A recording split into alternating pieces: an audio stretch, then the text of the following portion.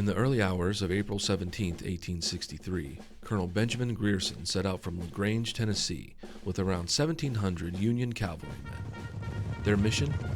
Ride deep into Mississippi, tear up railroads, burn supplies, and create chaos behind enemy lines so that General Ulysses S. Grant and his forces could capture Vicksburg, the key to splitting the Confederacy in two.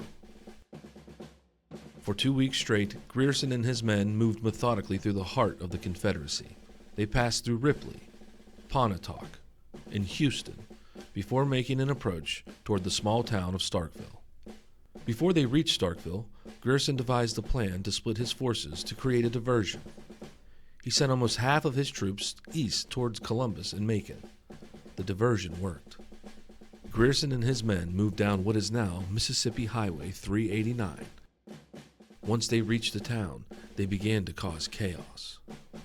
So this is the area of town that Grierson and his troops would have ridden through. Their operation was swift and calculated. In an effort to interrupt Confederate communication, Grierson's troops destroyed the post office as well as large amounts of mail. They did, however, leave most buildings, including the county courthouse, untouched. But by the time Grierson's troops left, Starkville was shaken. Its communications had been disrupted and its vulnerability had been exposed.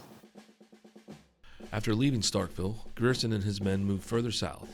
He reunited with his diversionary forces in Philadelphia, Mississippi, then moved south of Jackson. Finally, they headed toward Baton Rouge, Louisiana, bringing the raid to its conclusion.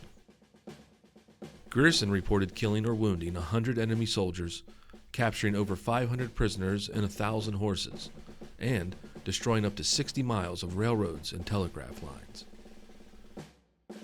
In response to Grierson's raid, General Ulysses S. Grant wrote, "Grierson of the cavalry has taken the heart out of Mississippi."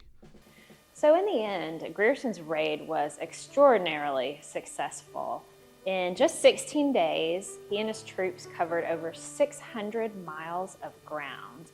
But moreover, they also really diverted the attention of Confederate officials as well as their resources. Grierson's operations really helped lay the groundwork for Grant to cross over the Mississippi River beneath Vicksburg, come into the state, and begin the final stages of the Vicksburg campaign that would see him taking the capital of Mississippi and then laying siege to Vicksburg, which he would eventually win in July of 1863.